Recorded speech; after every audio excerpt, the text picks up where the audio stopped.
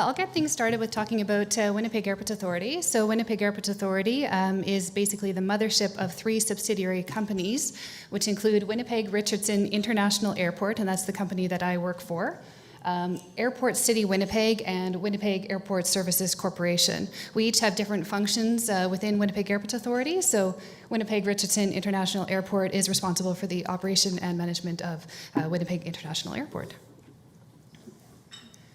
So our vision, mission, and values are to lead transportation, innovation, and growth. Our mission is with our community, and those are important words. We provide excellent airport services and facilities in a fiscally prudent manner. And our vision, of course, is to rise, respect, integrity, and service excellence. So Winnipeg by the numbers, here are statistics for 2018. So we contributed to $3.4 billion in total economic output. We served 4.5 million passengers in 2018.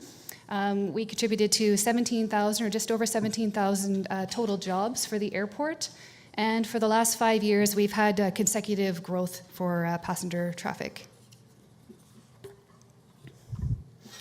So my presentation is a little bit of a potpourri of what we do for carbon management at the airport, as well as some autonomous pilots that we're undertaking at the airport. So I'll focus my energy and my speaking on number 5, which is our autonomous snowplow. So you'll notice that it's not necessarily a shuttle, but as Christy already alluded to, perhaps airports are the perfect opportunity for people to pilot autonomous projects. So YWG Carbon Strategy, so we do have a strategic energy and carbon management plan, and we do have various initiatives that we have identified in order to achieve our carbon neutrality goals, and one of them is a low carbon fleet. So we've already begun electrifying our transportation network with our partners. We have a fully electric limousine fleet, Tesla fleet, and we also have hybrid electric taxis that service the airport. We did have a partnership, a pilot project with New Flyer and City of Winnipeg at one point. And we also have electrified our tugs, that's our airline service providers at the airport. So we do have provided infrastructure for them to be able to charge their electric tugs at the airport. And that's a photograph of one of our electric tugs. All right, getting into the autonomous projects at the airport, we're just starting to get our feet wet with autonomous projects. So one of the projects that we're looking for or going to be introducing in December this year is that Mobility as a Service and autonomous wheelchair. So this is a pilot project that's going to happen December 2019, and passengers will be able to manually drive the device from the entrance after security to their departure gate, and the device will automatically return itself to the original starting point. It has an auto-stop obstacle detection for our passengers' safety, and we are also working with Will on future deployment at the airport, and there's an opportunity for integrating the Mobility as a Service device with accessible transportation systems. So essentially some persons with disabilities would be able to work with a network company, bring them to the airport, and have the autonomous wheelchair arrive to their accessible vehicle and bring them all the way through the airport and facilitate their experience there. So the autonomous snowplow. The autonomous snowplow, so we use the technology from North Star Robotics OpenSteer autonomous technology, and we've integrated that with the ATI snow mauler. Important point to note is both North Star Robotics and ATI are a Manitoban company, so a little bit of prairie pride, as we call it. The OpenSteer technology ties into ATI vehicle hydraulic and electronic systems and uses GNSS GPS for navigation and LiDAR and radar sensors for obstacle detection. We feel that airports are ideal testing grounds for automation for the following reasons. There's an absence of regulation pertaining to autonomous vehicles. We have a high level of control and influence over airport policy, and airports are also in controlled, secure, and stable environments. There's nothing in the Canadian aviation regulations that's prohibiting driverless vehicles. There's also nothing that's permitting it. As such, this is groundbreaking technology at the airport. And as we're the first in North America rolling out this technology, our airport partners are looking to us as we go through this project, and they're looking to us for feedback as well. In terms of deployment for this technology, we want to start in less safety-sensitive areas and continue to refine, as we continue to refine this technology. We want to keep our skilled workforce to work in more complex areas that require that human element at this time. So we're going to take the crawl, walk, jog, and run approach with this technology as we deploy it. So proof of concept happened in January 2019, and we rolled out our initial demo in March 2019, and that was very successful. You can go on YouTube and find some video footage of that demonstration. For 2019-2020, our de-icing season, our winter season, we were planning on using the autonomous snowplow at our central de-icing facility. Again, it's in a controlled, safe area. In 2020 and 2021, we plan on using the autonomous snowplow on taxiway G. Again, this is what we call an uncontrolled area because NAV Canada does not have visibility over it, but it is a safer place to start using this autonomous snowplow. And after that, we're going to be using active lead follow operations and starting to roll this out onto our runways and taxiways, and those are our more safety-sensitive areas, and the time frame for that is 2022 to 2024. And we feel that we'll have a proficient operation of autonomous vehicles in about 5 to 10 years.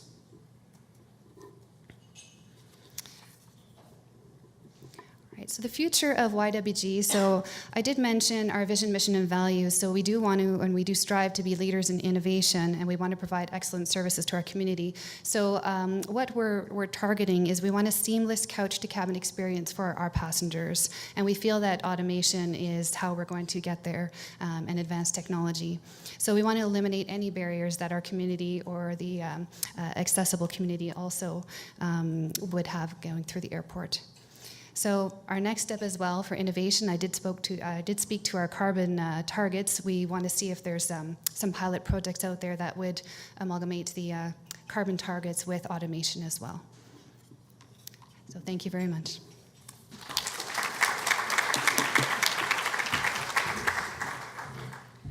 Thank you very much, Tara, and I think it's a really great example of a very innovative airport that's looking to do a lot of different pilots in this space and really wants to be seen and is keen to be seen as an innovation hub. And one of the conversations we've been having is about the idea of having an automated shuttle at some point in the airport, potentially replacing an employee shuttle or an existing shuttle. So it's a great example of an airport that really is looking forward and trying to find new ways to bring innovation into their landscape. So our second speaker is Stephanie Smard, who is, as a reminder, a senior planner of systems and policy at TTC. Not going to read your full bio. We heard it this morning. The floor is all yours. Thanks, Christy. Hello again. So, as you heard me speak this morning, you know that the City of Toronto has an interdivisional working group, and early on, it's been a great forum for discussion, and through that work, we've been taking a transit-centric approach when it comes to preparing for automated vehicles. So because we've been taking that transit-centric approach, when the opportunity from Transport Canada came up to trial an automated shuttle, we were very well positioned to seize the opportunity, and we were successful in our funding application. And so the goal is to pilot an automated shuttle to understand how it can play a role in the transit and transportation network. The project is being led by the City of Toronto with partners, the TTC and Metrolinx. The TTC is providing in-kind contributions throughout every step of the project. We help with project management, we provide technical advice, and we'll be providing an onboard ambassador during the actual trial. This is an overview of the timeline. We're very early on in the project. We're actually in the public consultation phase. We announced the pilot area last week, and we were actually out in the community speaking with members, telling them about the project. We weren't sure how they were going to react, but they were actually very positive and excited about the trial, which was a relief for us. And so we're planning on issuing an RFP to procure a vendor anytime now, most likely October, and the planned service will launch in September of next year. One of the interesting things that I've noticed working on this project is how all of the partners have different goals when it comes to the trial itself. So Transport Canada is providing the funding to learn and help Canada prepare for the use of AVs. The city is looking to increase its understanding of interaction and value of an AV in the transportation network. In fact, it's a direct action stemming from the tactical plan that I mentioned this morning. And Metrolinx is interested in understanding if this can help relieve parking at their GO rail stations, the pressures that they're facing. For the TTC, we have two main objectives. One is to test the microtransit service offering, and the second is to increase our understanding of the state of technology. And I want to spend a few minutes in the next few slides talking more about the TTC's objectives.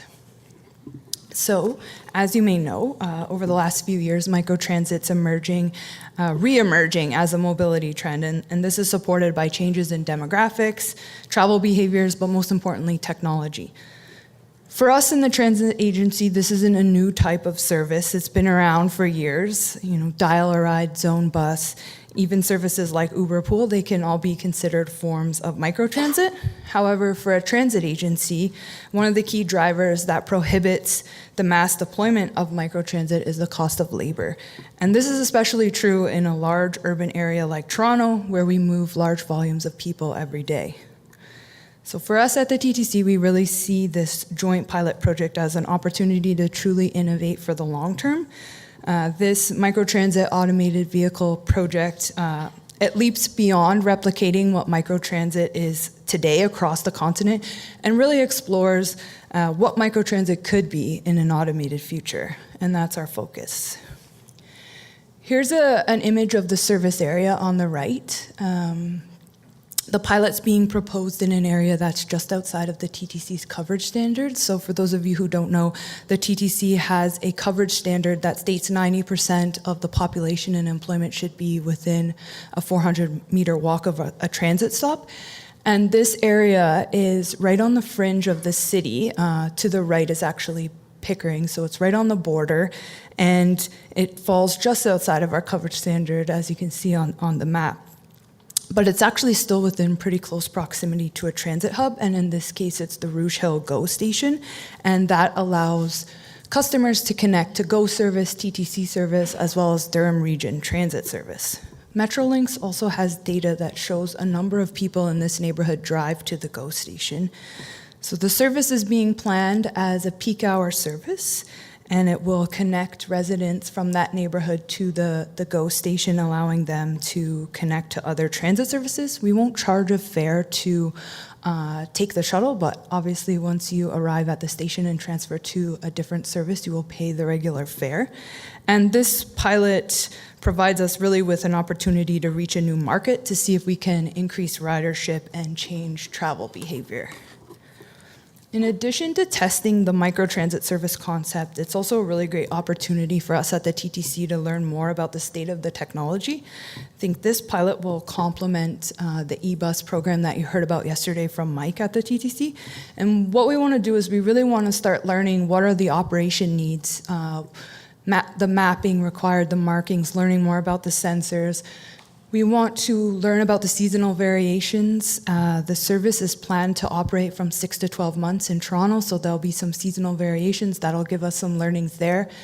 And another key learning for us is the accessibility requirements. The TTC prides itself on all the great improvements we made over the last few years, making our service more accessible, and we want this type of service to be the same. So what are the requirements to meet the TTC's needs? So a number of things that we're looking to learn when it comes to the technology. And for us, it'll help us inform our future strategy on automated vehicles. TTC will always be in the business of mass transit, and this pilot for us is just the beginning of the applications of this technology. So in terms of the future for AVs at the TTC, this pilot really helps us understand if this service offering can change travel behavior and reduce auto trips. In the city of Toronto, there are limited applications for this type of shuttle. So for us, we feel that it's the pathway for the future in applying this to larger vehicles. We know that we're a long ways away from fully automated buses or streetcars, but we're moving in that direction in terms of automation. Line 1, our subway line is moving towards automatic train control. We've seen some great improvements there, so we're already moving in that direction. But in the short term, we want to explore opportunities to improve safety on our vehicles. We know there are add-ons that we can explore, such as collision warning systems, automatic braking, lane detection, etc. Then, as this technology starts to mature, we'll consider testing full automation on a mass transit vehicle, whether this be on an exclusive bus lane or maybe an exclusive streetcar right of way. And as part of the evaluation phase of this project, we'll look to develop evaluation criteria that helps us identify the gaps in the existing technology so we can start to inform future development and really push for the type of vehicle that will work for the TTC. Thank you.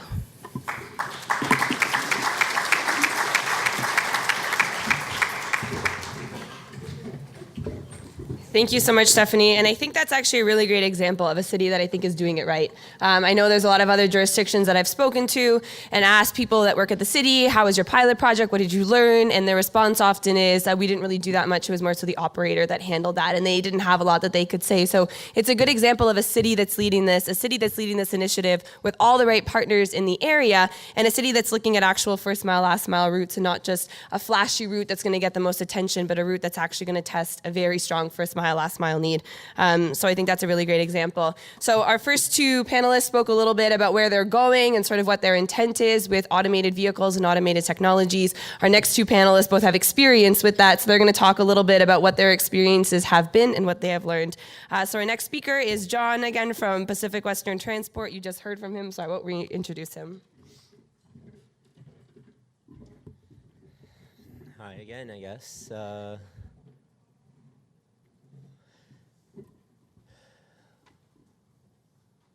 So yeah, we'll try and skip over some of these introductions that we just talked about and kind of get into some of the projects that we've completed and are currently working on. So our partner along the way in this autonomous space has been Easy Mile. So that's the Easy 10 Gen 2. And we're currently on our 12th deployment in Western Canada. So some of the sites are noted. We started off in Calgary, and that was a solution to move people kind of from LRT station parking lot to the TELUS Spark Center, which is a science center. In Edmonton, we did a number of deployments and different ranges. Some were kind of new development, some were kind of in high pedestrian, higher traffic areas. We did an indoor deployment. I think I've got a slide on.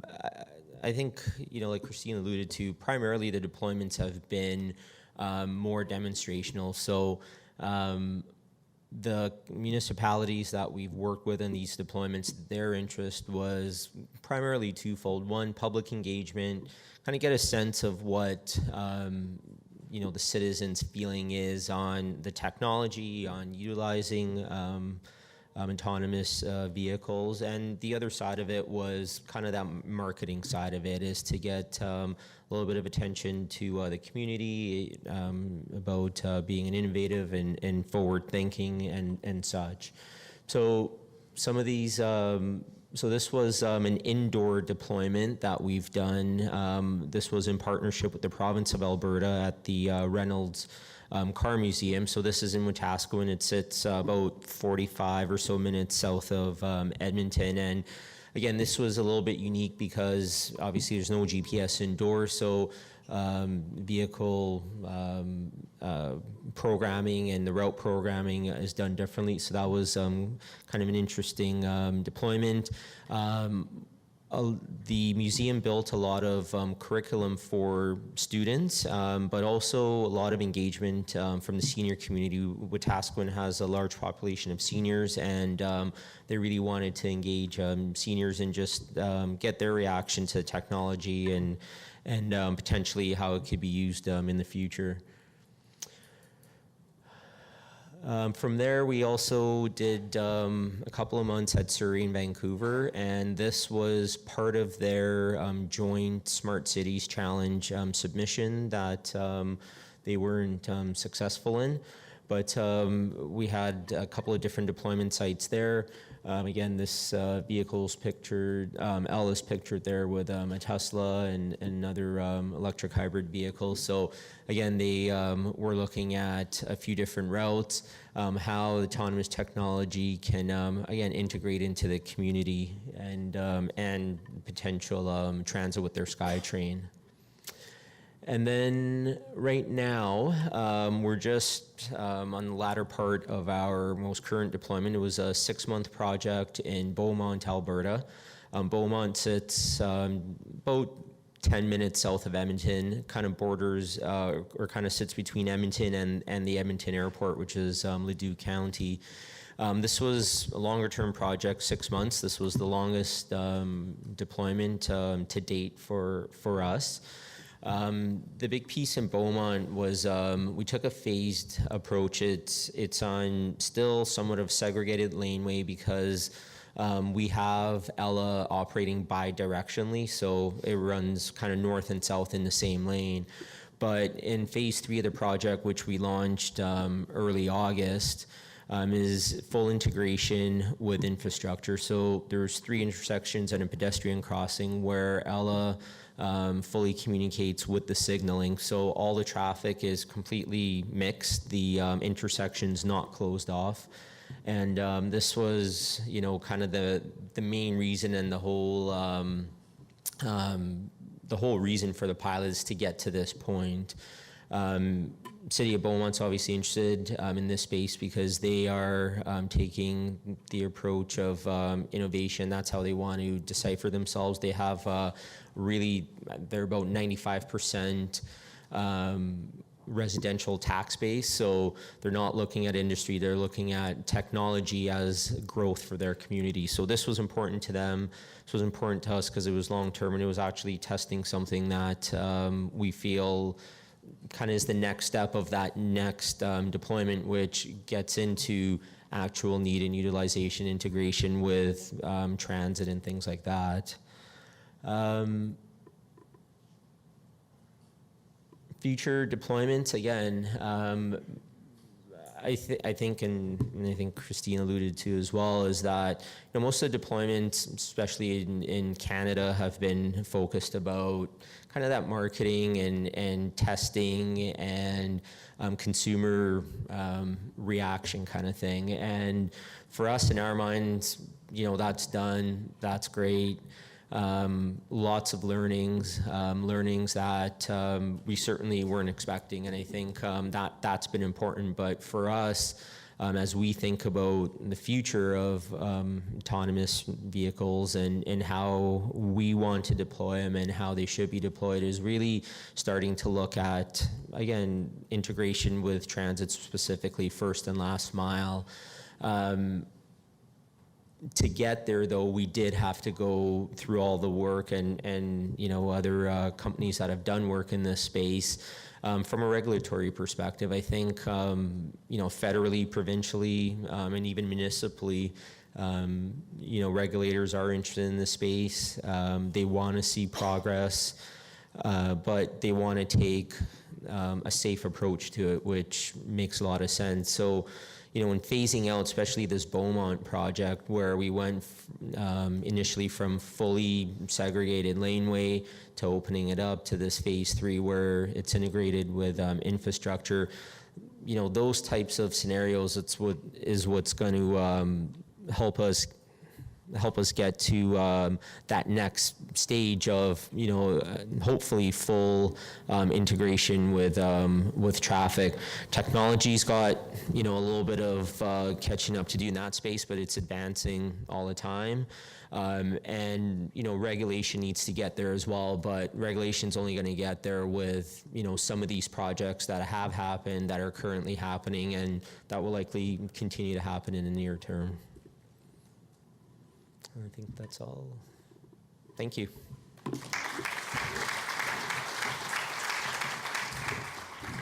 Thank you, John. It's excellent to hear, once again, the acknowledgement that the short-term pilots are a thing of the past and we're going to move to longer-term deployments. I'm also happy to hear about the V2I work that you're doing. I didn't know that was going on, so that's great to hear about. Definitely progress, and I'm going to poke you later with a bunch of questions about that and what exactly you're using. Next up, we have Pierre, who was on a panel yesterday, so I won't read through his whole bio, but he has loads of international experience. Also apparently has some Australian words in his vocabulary. I hope they come out. And he is from Transdev.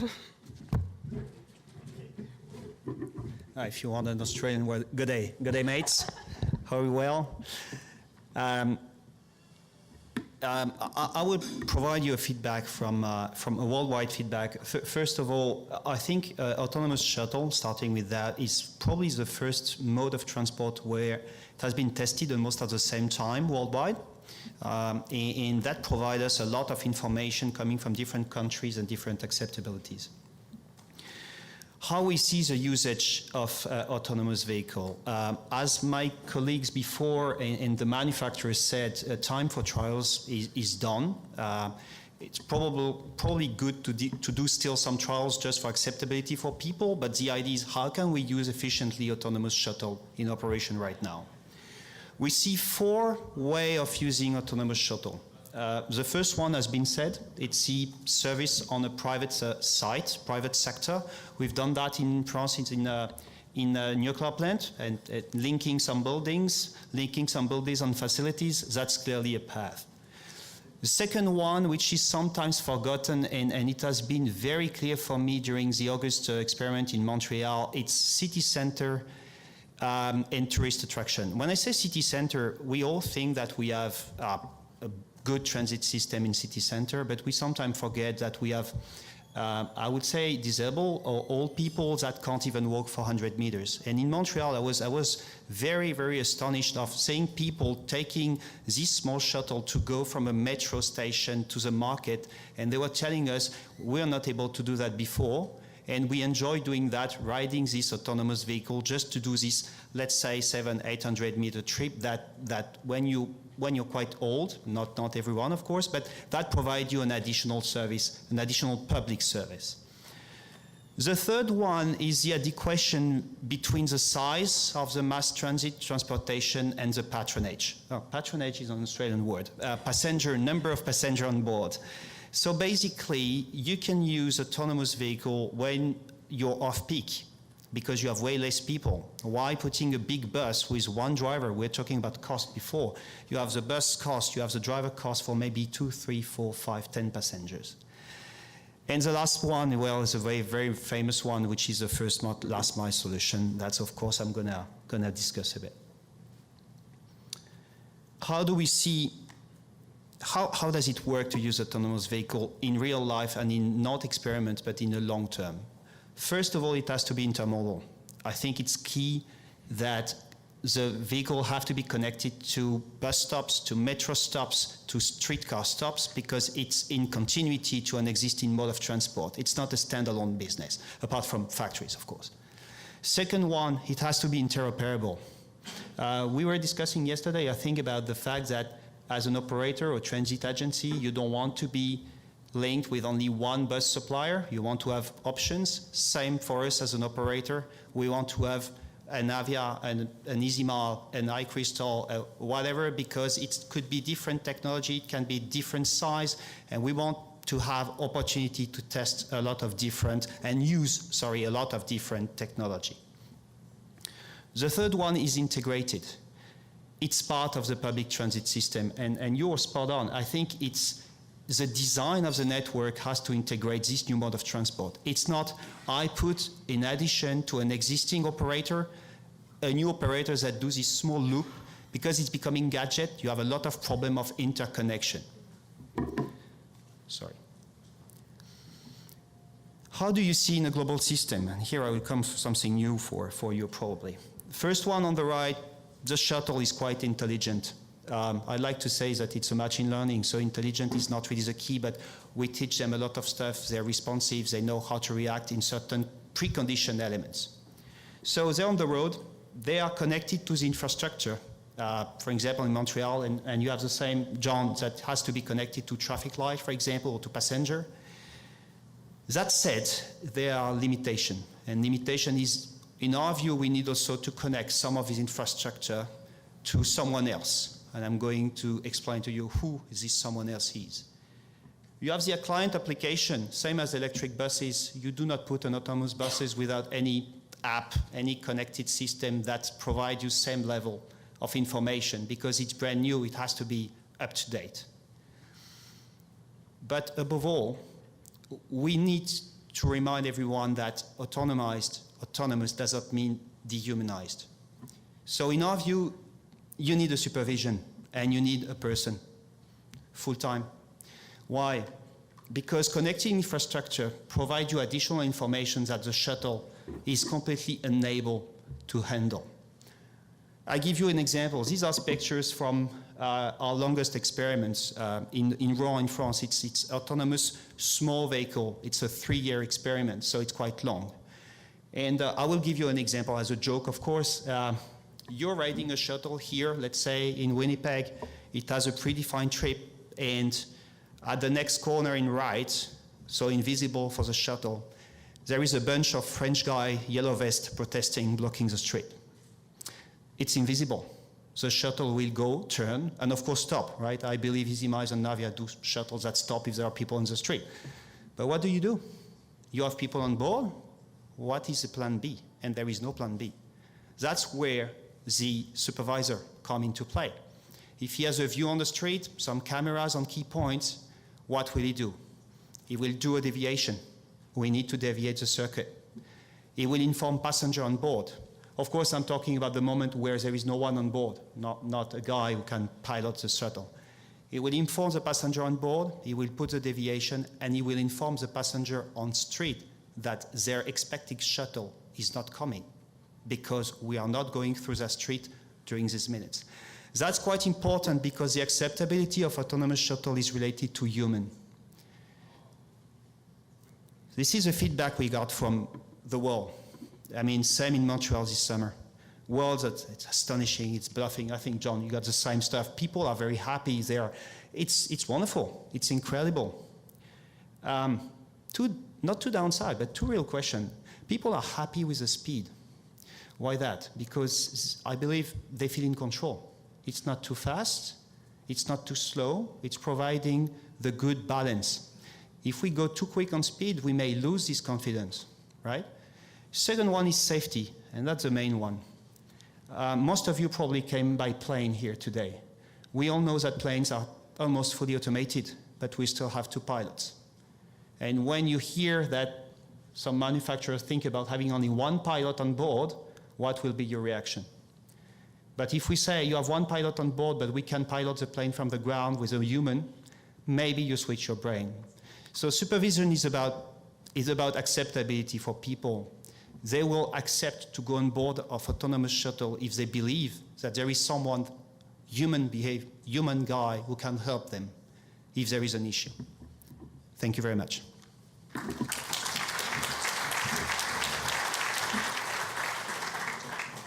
very much, Pierre. I'm just going to come on over here so I can see everyone. So my question kind of, I guess, spurs from, I suppose, the diversity of opinions that we have, or maybe a diversity of perspectives that we have on the panel here.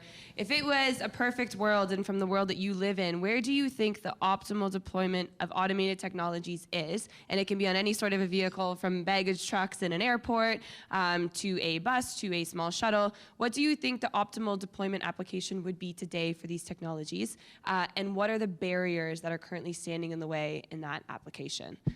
So John, maybe I'll put you on the spot here and start with you, and then we'll go down this way. Sure. I mean, I think as Tara said, airports are a great spot to start.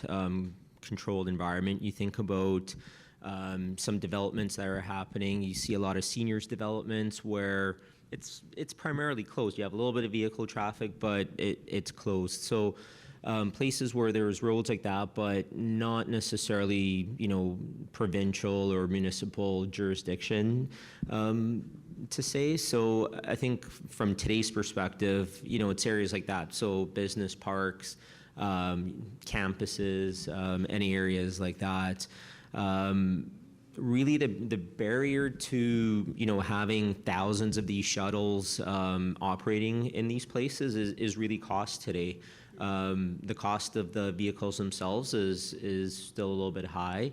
And as Pierre said, I mean, we still have that human component. And I think that there's this little bit of false sense today from, developers or municipalities or anyone that's interested in this is, oh, well, it's autonomous.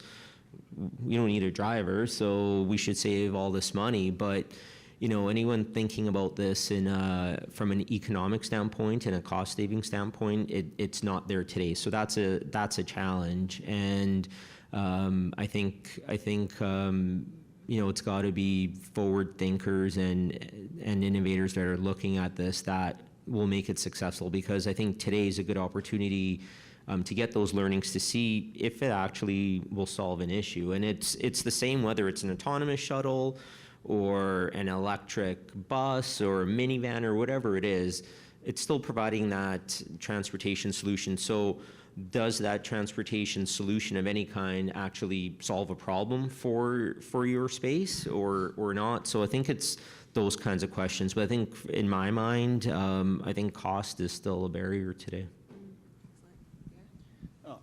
In terms of places, I believe, as John, that first closed environment in terms of fences will work first. Why? Because probably as passenger, I would accept to jump on something fully autonomous. And again, I'm thinking about no operator on board, right? I mean, really autonomous.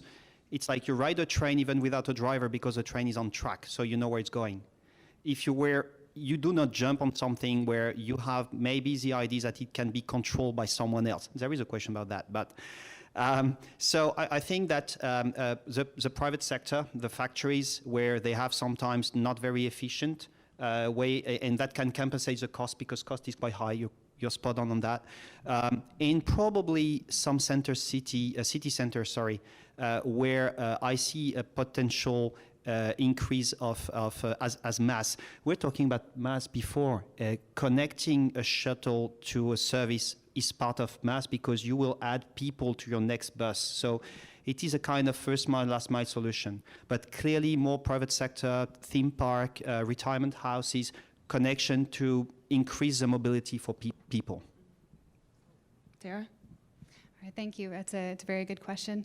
Aside from the economic barriers, and if we can overcome that for sure, the regulatory barrier, we don't have as many restrictions at an airport for the autonomous vehicles.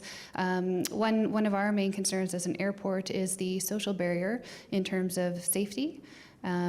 So our passengers expect us to have safe operations at the airport, and as do our regulators. So even though we don't have specific regulatory constraints at the airport for autonomous vehicles, we do have safety regulations for airports. So we need to ensure that our deployment is done in a strategic manner and follows what is our safety management system process, and that we're doing risk assessments prior to any stage of deployment, and also having a safety culture at the airport can help alleviate some of the safety concerns from our passengers and our regulators. Excellent. Stephanie? So I agree with everything that has been said, but in addition to that, from a transit agency, our concern, I'll go back to is accessibility. Once you remove the driver and if there's no onboard ambassador or anyone, what are the accessibility requirements? We want to make sure that we're still providing the exact same service as when they get on a streetcar or a 40-foot bus or a subway. Do these vehicles live up to our standards? And we want to make sure that it's a seamless service. And for these small shuttles, I think the prime application is low-density neighborhoods. So you can still test a complex environment, but low-density, low-demand environment, so it's still a little bit controlled. So I think that makes sense. Yeah, for sure. I think the whole concept of mixed traffic is only doable in a context where you have a low-speed shuttle in the right-hand lane that never leaves the right-hand lane and never tries to do a left-hand turn. That is foreseeable, but anything where it's trying to merge lanes or do, God forbid, a left-hand turn at a traffic light is just not a good scenario. So we've heard, and I think it's really interesting here, the concept of economics right now being a barrier. And so having a shuttle, an automated shuttle, just for the sake of having it, is useless. It's a pretty much waste of money. If you're doing it, however, to solve a barrier or to provide mobility to elderly people who otherwise couldn't access grocery stores or whatever it may be or get to the nearest bus stop, then that is a worthwhile investment. So it's really about choosing those routes. And on the multimodal side, it's a really good point as well, is linking the shuttle to transit. So I just want to dig into that a little bit. And based on experiences here, and it might be more so on your two side, and maybe Stephanie a bit with you as well, how do you foresee the shuttle and the timing of the shuttle and the way that it's working linked to the local transit system? Are the schedules going to be aligned? Is it going to be an app where you call the vehicle? Or is it just a fixed route that's frequent enough that it should line up with the transit? What have you been seeing? So, I'm sorry, just from our experience in Rouen, I think that the first mile, last mile solution where people know the availability of the system and can call it, probably that here in North America, we were talking about low density. So for example, residential area. Those residential area, quite, let's say, 1 mile, 1.5 mile from the mass transit system, people take cars. And that put cars on the street. If you provide a service, and it's not always the shuttle as the Navia and the Easy Mile, it could be cars like we did, because it's 2-3 people. Then you bring them to the mass transit. That's clearly an entry point where costs can be reduced with a smaller system. It's not always a shuttle. And that drives a reduction of cars, and that's part of the a global planning again to have a view on green energy. I mean, reducing number of cars on the street and this kind of stuff. So I think that it has to be on demand, because people hate seeing stuff running around with no one on board. So if it's a first mile, last mile solution, clearly you have to have this kind of connection with people expecting it. And last thing is, it's a long winter here. You arrive at your last stop. If you do not know where the shuttle is and when it will be there, you may prefer to walk if you have to wait 15 minutes. So it's a question of quality of service, otherwise people won't take it. Yeah, I think I would echo that. It's like I said. I mean, whether it's autonomous shuttle or any other form of transportation, it has to solve a problem. It has to make sense. And I think ideally it would be demand based, but I don't think, as Pierre said, technology's really not there today. And as you were saying, vehicles making left-hand turn. I mean, I think from our perspective, the way we think about it is a bit more of a fixed route, but that doesn't mean the shuttle needs to continuously go in a circle. It means that it could be parked until there is that demand, but it still stays on a fixed route. I mean, we're thinking about how it can feed a potential on-demand system that has congregated stops, right? So people are used to having to walk a little bit. And so they may, walk a couple of, maybe it's 100 meters walk to the shuttle, then maybe it's a 500 meter ride, and then it's another, 50 meter walk to get to the main transit system, whether that's fully demand based or BRT or LRT or whatever it is. So again, in an ideal scenario, would be more demand based, but I think in today's space of technology kind of still alludes more to that, again, fixed route, but again, doesn't have to move when it doesn't need to. Yeah. Stephanie? Sure. So all of these details are still to be confirmed once we get a vendor, but the initial idea is fixed route, and whether you can flag it or there are designated stops, we're not sure. But given that it is a peak hour service, the intent is to meet the GO train times as best as we can. And giving funding limitations, it'll be a 20 or 30 minute service.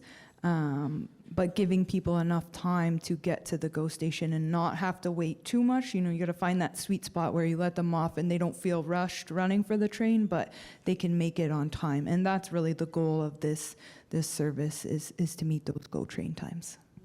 Excellent. So we are definitely open to audience questions. Doug, as always. Okay. This would be a bit of a follow-on to your question. Like, if we are, potentially, eventually, looking towards a possible future where vehicles that are unattended would be incrementally used more and more for transit, gets to the question of fares and to what I mean, maybe there's not a lot of thinking about this yet because it's down the road. I mean, paying the fare itself wouldn't, I mean, it might be free. That's one choice. Or it could, your Presto card reader could be on board there, or it could be some kind of an app with a beacon. So those choices are all pretty straightforward to envisage how they might work. And maybe the key question is, it's essentially some kind of a proof of payment environment. So it's a matter of starting to think about how you would extend, I mean, proof of payment is already something TTC and other transit agencies is doing, but how proof of payment and fare inspection might blend with this kind of service. Good question. I don't know if we've thought that far yet. The reason there's no fare for the shuttle is just because it's a trial and it doesn't make sense to charge people. We want people to use it and see the reaction. But all of the tools that you've already identified are things that can work, similar to how, you know, proof of payment or all-door boarding can work. Those are things a transit agency can employ, and just because the vehicle is automated or not, I don't know that that changes your strategy. First mile, last mile solution, if you're connected to the network. I don't know if your question was everything is automated, including the buses, mass transit, but if it's not, then in an ideal world, the shuttle do not need to do control, because people anyway will take another mode of transport in which they can be controlled. So in a 3-5 year from now, I think that you still have on this first mile, last mile solution connected to a full network, a transit network. You have many ways to control, I mean, in my opinion. Still, the question is valid for the future, when it will be not only a small shuttle, but all the assets automated, and that will come one day. We all know that. Yeah, I mean, I think we're a long way away from fully, you know, call it hands-free with no people involved. I mean, I think the point was even made about, you know, mobility challenged people, like how do you tie in your wheelchair? So, you know, from our vision, even the midterm, we still see people involved. So if there, you know, is risk in non-payment, I mean, I think, again, we don't see that. We don't seem to hear that from municipalities or agencies that we're involved with. It's really about safety per se, and then on the mobility side, like, so, I mean, you know, you think about the analogy I actually like to use is elevators. I mean, when elevators first came out, there was an attendant on board for many years. You know, you walk up to a shuttle, how do I get in? How do I make it go? What do I do? How do I get to where I need to go? So, you know, we think that from a customer service perspective, safety perspective, people are going to be involved for a considerable time frame still. Michael? I first want to congratulate all four of you and applaud your innovation and your groundbreaking initiatives. I think this is really what we need to see more of here in Canada. My question is to the two of you from the private sector, Transdev and PWT.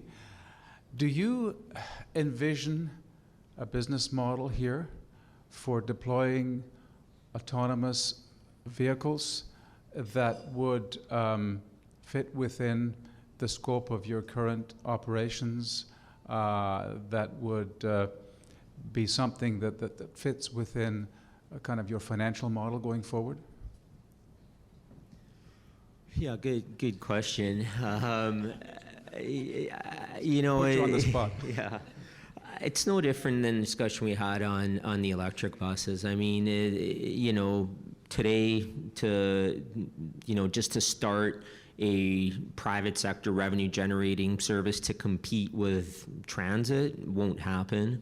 It's tough for any, call it, you know, that catch term of microtransit to compete with local transit. We've seen microtransit providers come and go. We've seen Bridge, you know, not be able to be successful. We've seen other companies that have tried to provide, in their minds, a better service than transit not succeed. I mean, you know, there's still that cost variance. So I mean, if you can figure out how to get it to the same price but better, then maybe. But we don't see this as any kind of real sort of revenue opportunity outside of kind of the traditional means for us. So transit integration, partnerships with industry, with universities, things like that. So again, thinking about, where the needs are. So is it a university campus? Okay, great. Do they have a shuttle program right now? So is it taking out some of the traditional manned shuttles and putting autonomous in down the road? It could be when you take kind of the people out of the equation potentially, as the price of the technology and the vehicles come down. But we don't see this as really any kind of private commercialization. All would be either partnership with transit agencies, municipalities, large format private sector factories and business parks and things like that. I would say nothing more to say apart that for the moment, probably the economical model is like if you ask Air Canada to do lines with a 4-seater plane and 2 pilots. So I just try to make a comparison. Model is not there, but it's a kind of, it's a global thing. Again, it's not a standalone stuff that is, I would say, making money by itself. I mean, we're a private sector. We need to have a bottom line a bit up, right? Otherwise, we go bankruptcy. So no, it's not, but it's part of a global system, and there will never be hundreds of small shuttle in a city. I mean, right now, it's not possible. So long trials, which I do not call try anymore, but let's say a 5-year experimentation so that we can have better feedback, that's what we're also looking for, because sometimes what you got in the months, 2 months, 3 months, 6 months, is not the same over 2, 3, 4 years. And that will bring in the, let's say, 5 to 10 years, a kind of economical model. But remember, it's a 12 to 16 seats. That's on a private sector. If you're pure private, I don't see how it can work. I mean, that's why it's more attached to transit, attached to a transit operation. So we are unfortunately out of time for last questions from the audience. I do want to ask for 30-second closing from the 4 of you before we do wrap up here. In terms of maximizing learnings and sharing your learnings across different players in the sector, particularly the city, what do you see as the best practices? And what I'm thinking about here, as we were saying, what's the best application? The best application is airports and business parks and university campuses where the city doesn't operate. And that's not the transit agency that's doing it. It's not the city that's doing it. So how can we ensure that we now don't move from short-term pilots to pilots but only on private land, but then the public sector is not learning anything from it, so then there's another leg and another knowledge gap until we can get it to transit. So how do you foresee making sure the city's involved in private sector deployments? We're going to do a 30-second roundtable. Stephanie, can I put you on the spot? Sure. Amazing. Sure. For us, we are the transit agency testing it, and part of the study actually has knowledge sharing. That's the last task, and it's a plan to go out and share and speak about our experience. So we're very excited to do that, and that's a key part of the study. Mm-hmm. That's a very good question. We're in a bit of a niche world in airports, so we do have several Canadian Airports Council committees and Airports Council International North America where we do collaborate with airports. As far as getting the word out to the broader community, an interesting question. We do have the Airport Advisory Committee on the Environment, which includes various government representatives, including the City of Winnipeg, and public membership as well. So we would discuss some of those outcomes and outputs from our trials with them as well, get their feedback. Excellent. Pierre? I think it's exactly what we're doing now. I think it's a group of people with common interest from a lot of different things that are working together on a project, and we're discussing about ministry and laws and regulation and safety and insurance. And so the way we work is that people have to share the experiments, to share, and it's grouping people to do one trial or one long trial so that everybody find an interest in that, and that's how it will develop. Yeah, not to echo what everyone said, but I mean all those ways, and I think forums like this, associations, and then I think the other side is having academia involved as well. I think there's a lot of interest on the research side, and then sharing that knowledge. I think universities and academia is really good at that, so I think there's an opportunity to leverage academia to get word out. Excellent. Well, thank you very much. That was a very interesting panel. Can we please give them a round of applause?